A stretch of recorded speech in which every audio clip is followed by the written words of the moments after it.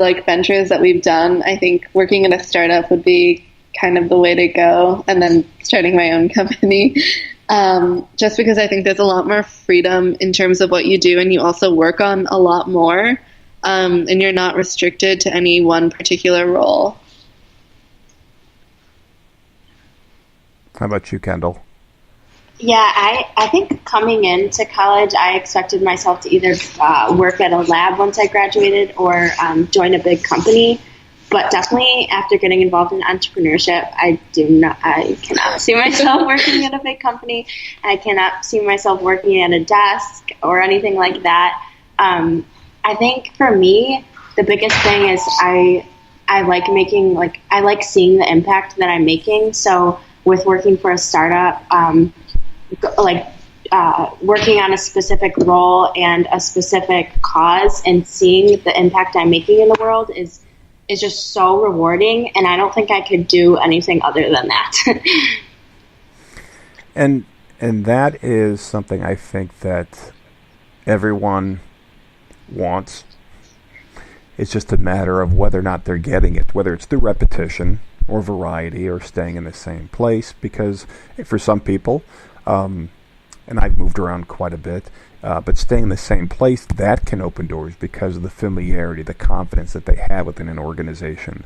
With the right organization, staying still can actually give you that almost carte blanche to try things. And then on your own or moving around, sometimes you're just off a step as you're trying to find that other thing, that freedom, and you might just keep finding more of the same. So there's definitely no guarantees, but I definitely agree with you that the system is not for staying still, and it has nothing to do with loyalty. It has nothing to do with dedication or restlessness necessarily. It is trying to find that satisfaction. But I wrote something down here as the two of you were talking about this, because my role is no longer managing and doing business development. It is working with the staff directly and developing them, or not getting in their way in a lot of cases to let them continue to just seek their own path. But I think we've come from a very lazy management mindset. When I started, there was the person that did this task, and yeah, I guess we have more work. You should maybe help them out. There was a go-to person that did this one task, and they liked it. And I think because there was a lot of security and there was more certainty, so that was fair. But now, again, so much changes, whether it's mergers, whether it's the business, the actual marketplace, the type of work, how much work you get. But I think that I would say my age and a little bit older I think they like the idea of people not moving around, because we have to keep training, and training is hard.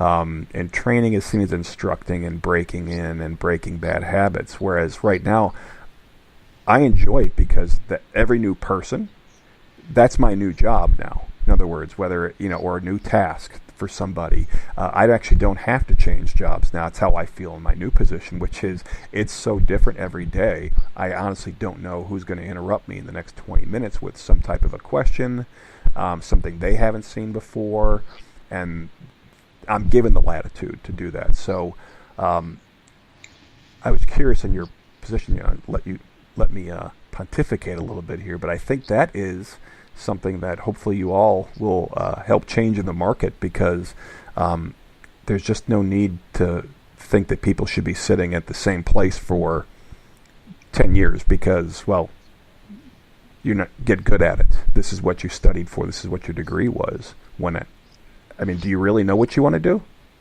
And that's not rhetorical. I'm asking, do the two of you really know what you want to do yet? I feel like people keep asking me this, and every year it changes. I have no idea. Yeah. Good. That's a good thing. Yeah. Because I'll tell you, I said I did, and I was wrong about every major thing in my life. I said I'd never leave Chicago, and I moved to Atlanta, Jacksonville. I was on my way to Charlotte. I'm in Baltimore. I said that I would never work in an office because I was having so much fun outside. I would never, if I couldn't wear boots and jeans, I would never do that. Well, I quickly then, once I moved, I wore a tie and had to leave my boots behind. What else did I say? Yeah, I said I was going to build rockets and wound up building roads and ponds, digging holes in the ground. And then I also told my sister who has 3 boys that she had to be crazy for having more than 2 kids, and I have 4 now, gladly. So, yeah, you're on track. Don't you're not supposed to know. And I think that's that's the big disservice. I think that we're trying to say you got to get focused, you got to learn this, you got to be so good at it. I don't know that you do. What do you think? Yeah, I think it's nice to not know, because people that are very set don't open themselves up to new experiences. And like, I think I wouldn't have gotten involved in a lot of things if I had known exactly where I was going to go. It sounds kind of boring to know what the end of the movie is. You know? Yeah. In fact, I think that's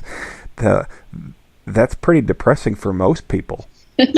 You know, to say this is what you're going to be doing, and that's it. Unless, you know, you come up with a true dream, like you're going to get, the end is you get to do whatever you want all the time. Well, that's not really a prediction of any sort. But, well, let's see.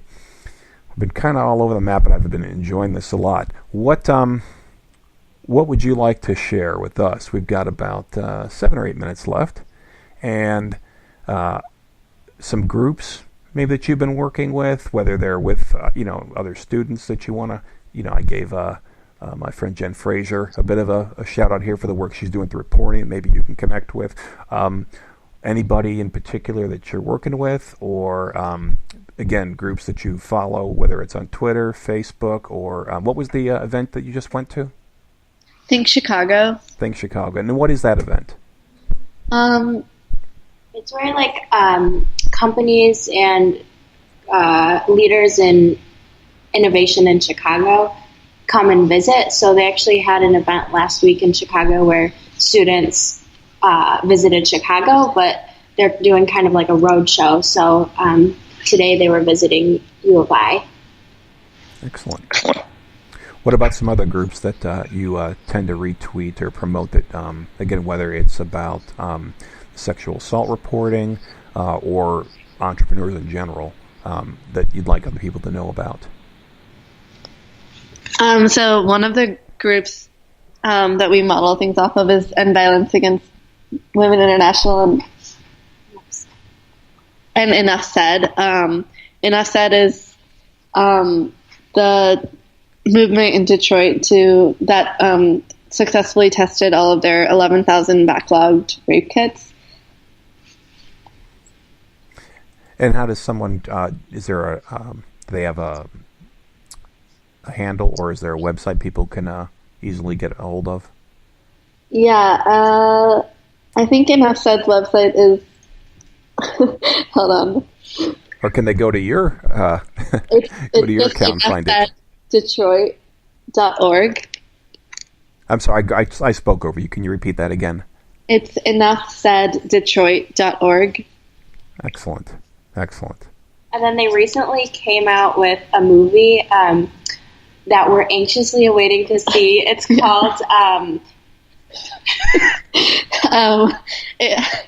sorry, we're trying to remember the name.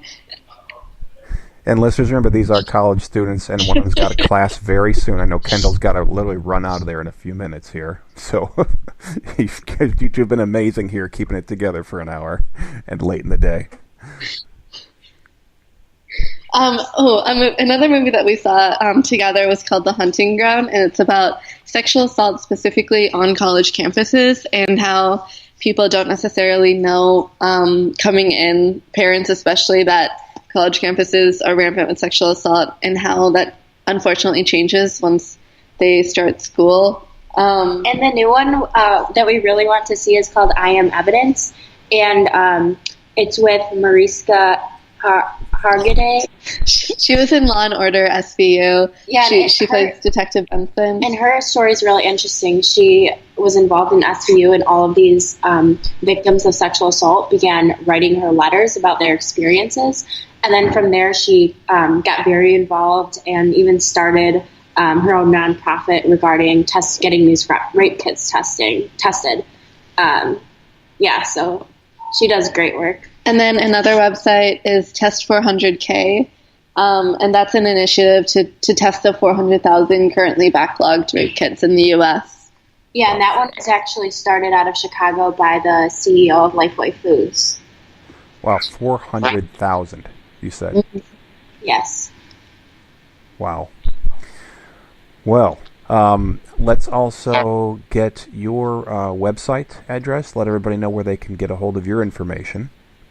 Yes, so it's www.cuttothecase.com, and that's CUTTOTHECASE.com.